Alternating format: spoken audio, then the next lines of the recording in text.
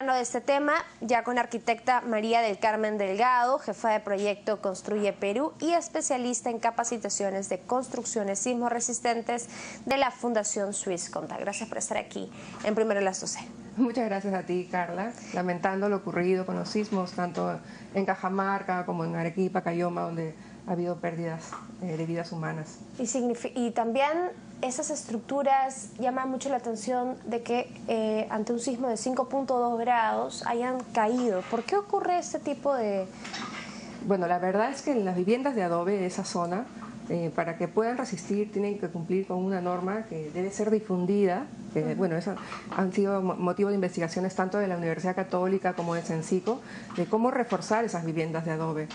Muchos dicen, vivienda de adobe es más fácil, hago mi adobe y comienzo a colocarlo como sea, pero tiene que tener ciertas complejidades. O sea, por ejemplo, la volumetría de cómo debe ser la casa no debe ser muy larga, tampoco los muros deben ser muy altos, deben contar con dinteles para las puertas, las ventanas deben ser pequeñas. De repente algunas habían hecho ventanas muy amplias y por eso el adobe no ha resistido, porque tiene una serie de puntos que se deben cumplir para poder construir con adobe, empezando desde los cimientos. ¿Los cimientos es necesario, por ejemplo, como cuando se construye con cemento? ¿Es así también la construcción? Bueno, sí, se debe hacer una zanja y la profundidad depende del tipo de suelo, ¿no? De repente de 80 metros, de 80 centímetros o 1 metro, de repente un poco más, dependiendo del tipo de suelo, pero en este caso también es una zona donde hay fallas geológicas y, como decía el ingeniero Curoiva, también es parte de la actividad volcánica. Sí, claro. Entonces, y esta es una zona volcánica en Arequipa. Esto es probable que vuelva a ocurrir y más viviendas caigan de esta manera. En estos tiene que tratar de evitarse, luego de haber subsanado todas estas cosas de la parte de salud y el abrigo y todo, ver cómo prevenir que nuevamente la gente siga construyendo así. Es muy importante la difusión de la capacitación en estas buenas prácticas constructivas. Se ve en diferentes puntos de nuestro país este tipo de construcciones. ¿Cómo se podrían llamar estas construcciones? Realmente se les denomina construcciones informales o autoconstrucción. Ajá. Y es muy común, es una práctica muy común, es más del 60% de personas que construyen tanto en la parte urbana y rural, sobre todo acá, por ejemplo, en Lima. Nosotros tenemos un proyecto financiado por la Fundación Hilti denominado Construye Perú, que estamos tratando de capacitar a gente de los trabajadores de construcción en Villa El Salvador y en Caraballo. Poniendo las buenas prácticas, ¿no? O sea, convirtiendo todo lo que ellos hacen mal, estamos diciéndoles por qué lo están haciendo mal y qué es lo que deben hacer y qué consecuencias traería si siguen construyendo de esa forma. ¿Es normal que ante un sismo el adobe ceda, más que, por ejemplo, una construcción en cemento?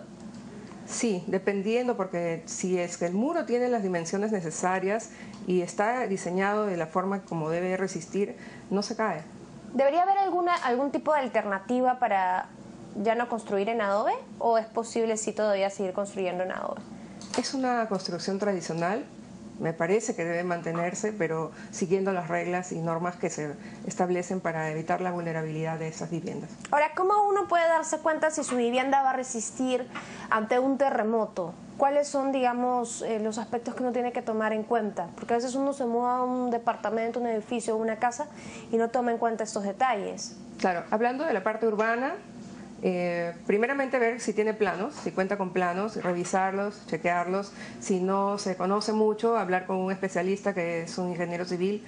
Y en caso de algunas viviendas que no tienen planos, que son de los conos autoconstruidas, primero ver si es que puede cavar un poquito, ver dónde están los cimientos, cómo son, si es que hay hendiduras en el piso, ver las paredes. Si están aplomadas significa que estén a 90 grados o perpendiculares al piso, que estén alineadas, que no tengan mucha mezcla tampoco de mortero. Si pasa los 2 centímetros, significa que no hay muy buena adherencia ya y la pared es más vulnerable para que pueda colapsar.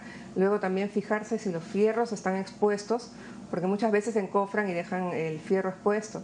Solamente lo maquillan con un poco de tarrajeo. Ajá. Y en este caso se oxida el fierro y se va oxidando por dentro y se pierde el fierro, ¿no? Esa función que hace el fierro dentro del concreto se pierde.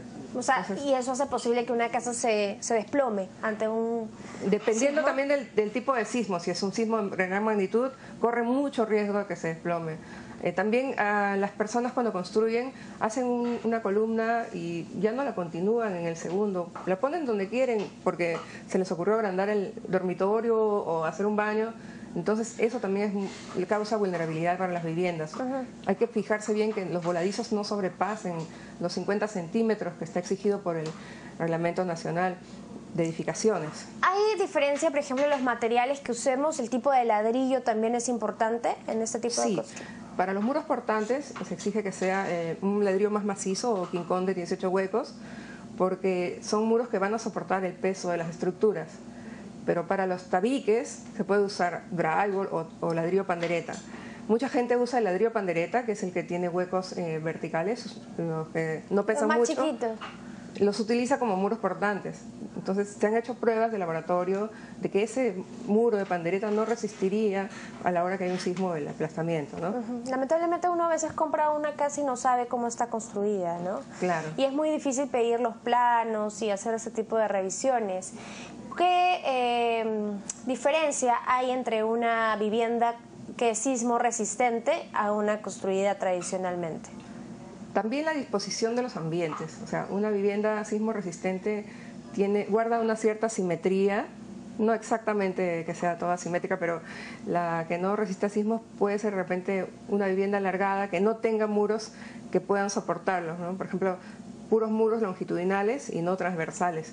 Entonces, uno tiene que ver más o menos, bueno, eso lo ven los especialistas, los ingenieros civiles siempre, cómo debe estructurar esa vivienda para que pueda resistir a los sismos y cómo prepararla para un segundo piso o un tercer piso.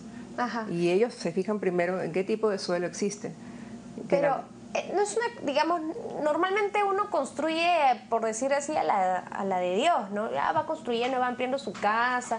En realidad no llaman mucho a los técnicos, ¿no? Esto no es como una cultura, no hay una ley que diga hay que hacerlo así, hay que hacerlo bien. Claro, lo que pasa es que la gente está confiada porque ahorita todavía no hay terremotos de gran magnitud en Lima, aparte de los que ya hubieron hace unos años, y piensa que nunca va a haber. Pero ya se están viendo los sismos en Arequipa, en Cajamarca, y cuando haya en Lima, ahí recién no pueden reaccionar, tienen que darse cuenta que desde ahora es que tienen que tomar conciencia. Y nosotros en Swiss Contact estamos viendo la organización de un seminario llamado Construcción Segura y Sostenible, porque van de la mano. Justo vamos a tenerlo en septiembre y vamos a promocionarlo a través de la página web próximamente, donde se van a dar todos estos casos y también van a exponer experiencias de otros países. Va a ser un seminario internacional. En el caso de Arequipa, para terminar, ya estas paredes que vemos que se han caído, parte de las paredes de una casa, ¿lo mejor es volver a construir toda la casa o levantar nuevamente la pared? Si se ha caído una sola pared, ver si es que esa pared no compromete otro aspecto de la vivienda, pero siempre pienso que debe ir gente especializada, profesionales, para que puedan ya planificar y ver cómo va a quedar esa casa de acá en el futuro. Porque si le reparan la pared, de repente ocurre otro sismo y se cae la pared del otro costado. Entonces es bueno siempre revisar integralmente todo en conjunto y ver de qué forma se puede reforzar. Muchas gracias por haber venido primero a las 12. Ya, gracias. Nosotros ahora vamos a hacer una pausa y ya regresamos.